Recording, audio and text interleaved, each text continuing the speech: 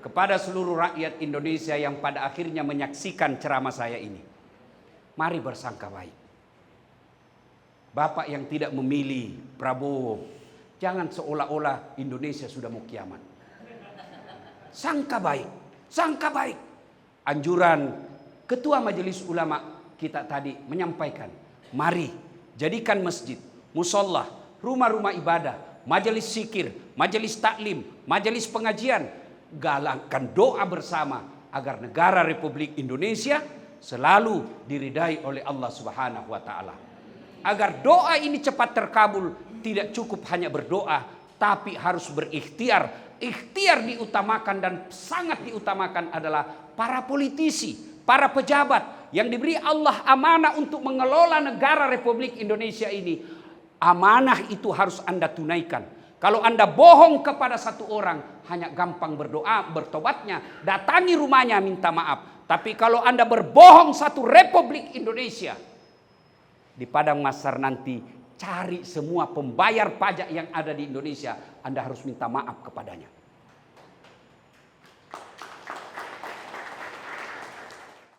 Wa qala idzan bismillahirrahmanirrahim, innallaha wa malaikatahu yusalluna 'alan nabi ya ayyuhalladzina amanu sallu 'alaihi wa sallimu taslima. Sesungguhnya Allah dan para malaikatnya bersalawat kepada Rasulullah Muhammad sallallahu alaihi wasallam. Maka wahai orang-orang yang beriman, bersalawatlah kalian kepada Rasulullah dengan sebaik-baik salawat. Sadaqallahul adzim, maha benar Allah dengan segala firman-Nya. Ibu bapak, tuan-tuan guru, para kiai, alim ulama, tokoh agama, terkhusus yang kita muliakan, Wakil Ketua Umum Majelis Ulama Indonesia, Kiai Haji Dr. Mashudi Suhud, yang insya Allah dimuliakan dan dirahmati oleh Allah Subhanahu wa taala, dan terkhusus kita doakan panjang umur, murah rezeki Sahibul Bait Sayyid Najib At-Tamimi beserta keluarga yang insya Allah dimuliakan rahmati Allah Subhanahu wa taala. Ini dulu yang perlu diluruskan. Saya berdiri di sini bukan karena saya yang paling cerdas, saya yang paling alim, bukan. Lalu kenapa Haji Tamimi menunjuk saya? Salah satu pertimbangannya karena saya yang paling banyak follower saya di tempat ini. Jadi bukan karena saya jago, bukan. Tapi karena saya yang paling banyak. Itulah sebabnya saya diundang. Bukan karena saya jago. Bapak saudara-saudara sekalian, suatu kali Nabi selesai sholat subuh, selesai berdoa, seperti biasanya Nabi balik bertanya kepada sahabat, saudara-saudara sekalian, ada yang mimpi tadi malam? Seluruh diam. Tidak ya Rasul. Nabi lalu bersabda, semalam saya bermimpi. Saya dibawa Jibril jalan-jalan ke surga. Ini mimpi Nabi berarti wahyu dan petunjuk. Bukan mimpinya tukang judi. Kalau mimpinya tukang judi langsung dijadi rumus untuk jadi judi. Lalu pada saat Nabi sampai ke surga, Nabi diperlihatkan ada hamba Allah diberikan hadiah. Wahai hambaku, ini hadiah dariku. Lalu hamba ini komplain. Karena di akhirat itu tidak ada pencitraan. Di akhirat itu tidak ada tipu-tipu, apa adanya. Lalu dia merasa kok seperti ini hadiah saya. Ya Allah, apa yang kamu berikan ini lebih banyak daripada ibadah yang saya lakukan. Sebagai ilustrasi gambaran supaya gampang kita mengerti, pahalanya cuma 5, Allah kasih 15. Loh kok lebih banyak ini ya Allah? Lalu kedengaranlah firman Allah, wahai hambaku, itulah doa-doamu yang tidak kukabulkan ketika kau di dunia, karena saya yakin kalau saya kasih kau waktu di dunia itu kamu tidak mampu memikulnya, maka aku berikan kamu hari ini di akhirat. Maknanya tidak ada doa yang tidak Allah kasih. Tidak ada doa yang tidak Allah kabulkan. Cuma versi kabulnya beda-beda. Ada yang langsung dikasih. Ya Allah, jadikan saya bupati 2 periode di Kabupaten Malang. Nah, ini beliau doanya pasti seperti itu.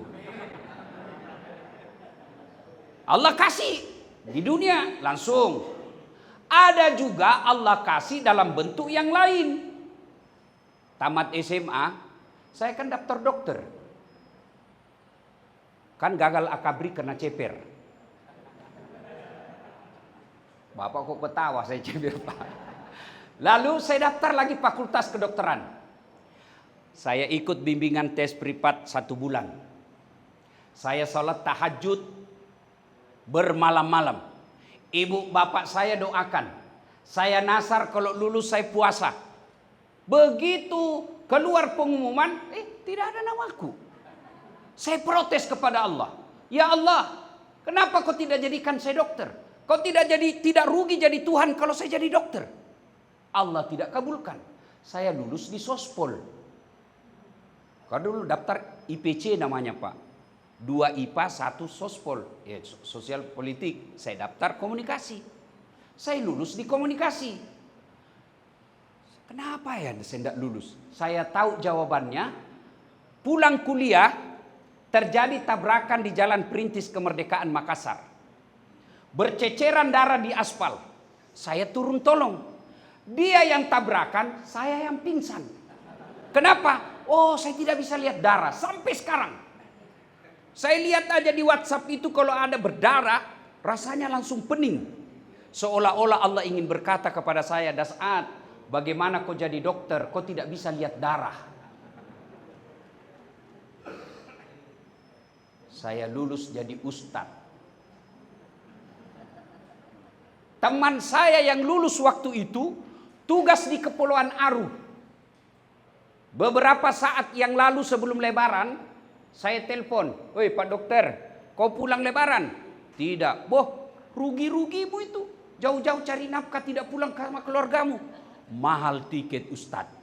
Kalau saya pulang satu keluarga, 1 tahun saya kumpul uang, gaji saya hanya untuk beli tiket."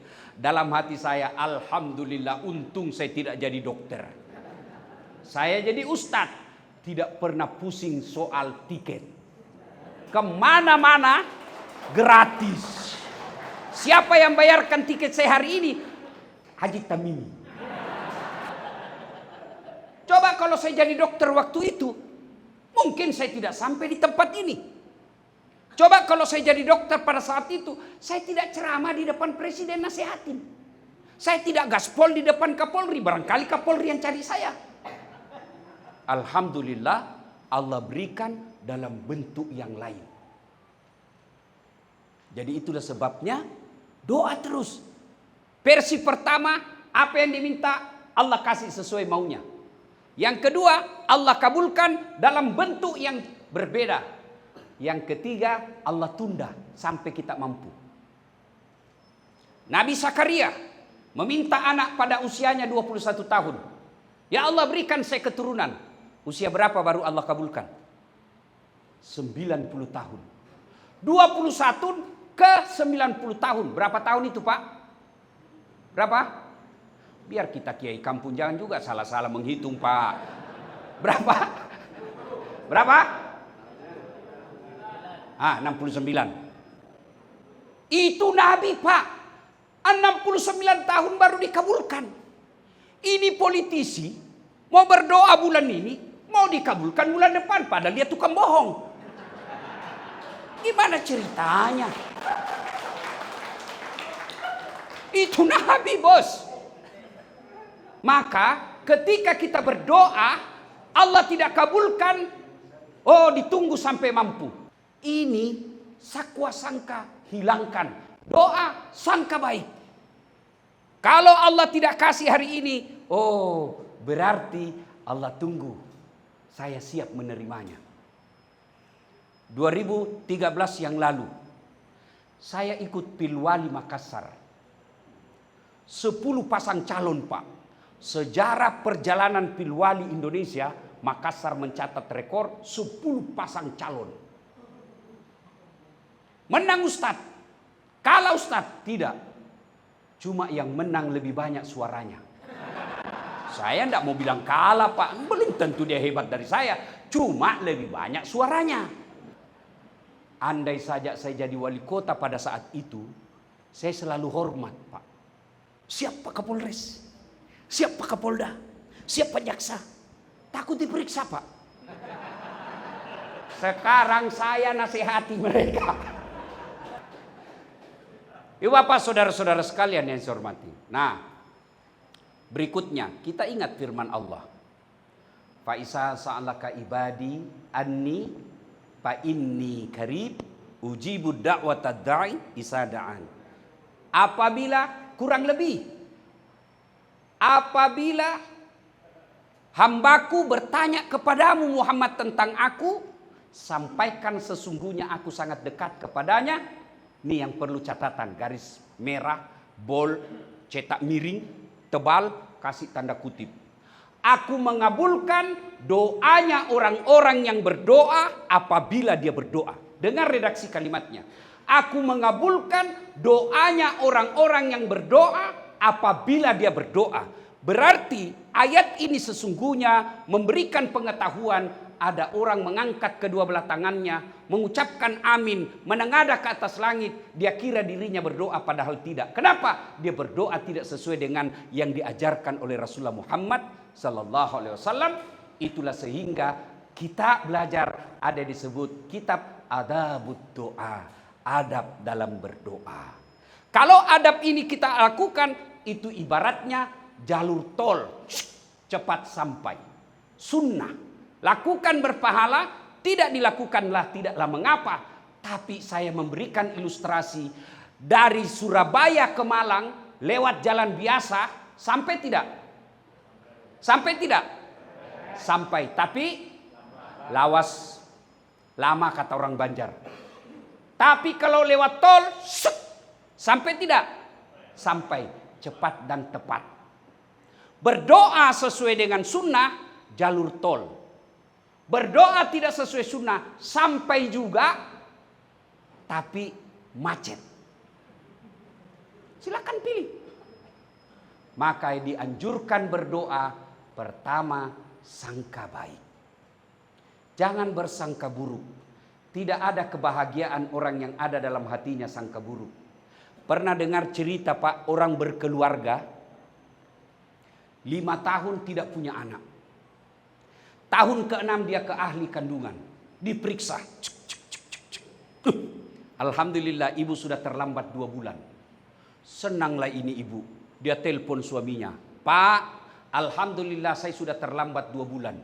Sujud syukur suaminya. Lalu suaminya berkata, Bu, jangan dulu kau cerita-cerita nah. Nanti tidak jadi malu lagi. Baik Pak, rahasia berdua. Oke, sepakat. Jangan cerita. Oke Pak, sepakat. Beberapa hari kemudian datang petugas PLN. Assalamualaikum, kata ibu dari dalam. Waalaikumsalam. Siapa ya? PLN. Kenapa Pak? Ibu terlambat 2 bulan. Mulai dia wah kurang ajar ini. Pasti ini suamiku lagi yang cerita ini. Nah ini rahasia berdua kok dia bisa tahu. Pasti suami ini yang cerita. Datanglah suaminya capek bekerja, baru buka pintu. Assalamualaikum sayang. Apa sayang? Kamu memang pembohong. Apalagi sayang? Apa sayang? Kenapa itu PLN tahu saya terlambat 2 bulan? Pasti kau yang bocorkan. Bukan. Pasti. Kenapa dia tahu? Datanglah ini suaminya ke kantor PLN. Ada apa kau tahu istri saya terlambat 2 bulan? Dia bilang ada catatannya Pak. Ngapain kau catat-catat? Hapus itu. Boleh dihapus Pak, tapi Bapak bayar dulu. Kalau saya tidak mau bayar, ya terpaksa punyanya Bapak dipotong. Kalau punya aku dipotong, istriku pakai apa di rumah? Terpaksa pakai lilin. Inilah bahayanya sakwa sangka. Sangka baik saja. Kepada seluruh rakyat Indonesia yang pada akhirnya menyaksikan ceramah saya ini. Mari bersangka baik. Bapak yang tidak memilih Prabowo, jangan seolah-olah Indonesia sudah mau kiamat. Sangka baik. Anjuran Ketua Majelis Ulama kita tadi menyampaikan, mari jadikan masjid, musola, rumah-rumah ibadah, majelis zikir, majelis taklim, majelis pengajian, galakkan doa bersama agar negara Republik Indonesia selalu diridai oleh Allah Subhanahu wa taala.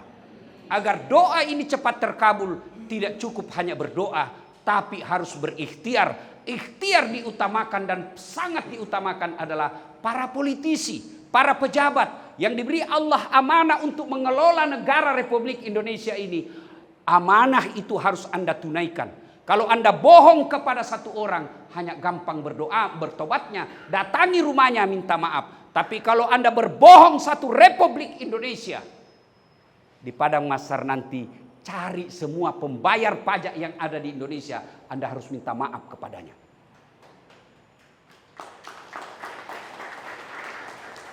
Ibu bapak saudara-saudara sekalian, terlalu banyak tentu harapan kita, terlalu banyak keinginan kita kepada presiden terpilih. Dan saya yakin Bapak Prabowo dan wakil presiden terpilih akan menunaikan janjinya. Di tempat ini saya mendengarkan beliau berjanji akan memerangi kemiskinan, dan kemiskinan itu adalah lebih banyak di kampung-kampung kita, saudara-saudara kita, dan itulah ladang amal, ladang dakwah para kiai kampung. Maka kita berharap kepemimpinan yang akan datang menjadikan kiai-kiai kampung untuk mitra dalam mensejahterakan, meningkatkan ketakwaan kepada Allah Subhanahu wa taala, mewujudkan amanah konstitusi. Bangunlah jiwanya, bangunlah raganya. Bangun jiwanya tugasnya kiai kampung, bangun raganya kiai tugasnya para pemimpin Republik Indonesia. Kalau ini kita amanahkan, kalau ini kita jalankan bersama, insya Allah kita akan mencapai janji Allah. Walau anna ahlal qura amanu wattaqau lafatahna alaihim barakatim minas samai wal ard. Apabila penduduk suatu negeri beriman dan bertakwa kepada aku, maka aku akan turunkan keberkahan dari langit dan keberkahan dari dalam tanah. Bapak mau lihat buktinya? Coba di Saudi, Pak. Saya tidak menganggap mereka malas, tapi rasa-rasanya kita lebih rajin mencari nafkah daripada orang di Arab, Pak. Orang Arab, Pak, siang tidur dia, Pak. Dari pagi sampai duhur tidur, sudah duhur lagi tidur lagi. Tidak ada itu part-time-nya. Ngipas-ngipas saja datang pembeli. Yalla Indonesia. Tapi tidak ada orang Saudi datang dari TK menjadi tenaga kerja di Indonesia. Kita setengah mati kerja. Banyak tenaga kerja Indonesia, bahkan ada yang dipancung kepalanya di sana. Kenapa? Karena mereka betul-betul mengindahkan ketakwaan kepada Allah Subhanahu wa taala. Kadangkala kita punya Pancasila sila pertama, diabaikan ketuhanan yang Maha Esanya.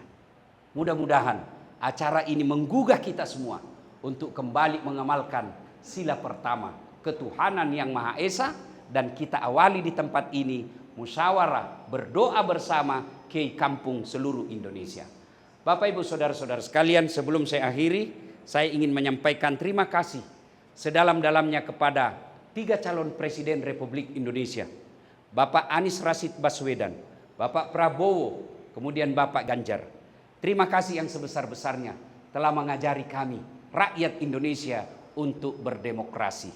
Berjiwa besar setelah ada pengumuman pemenang, sama-sama menerima hasil pemilu, lalu kita kembali bersatu mewujudkan pembangunan agar rakyat Indonesia baldatun thayyibatun wa rabbul ghafur. Yang kedua, kita berdoa sepenuh hati, seikhlasnya, sepenuh hajat kepada Allah Subhanahu wa taala.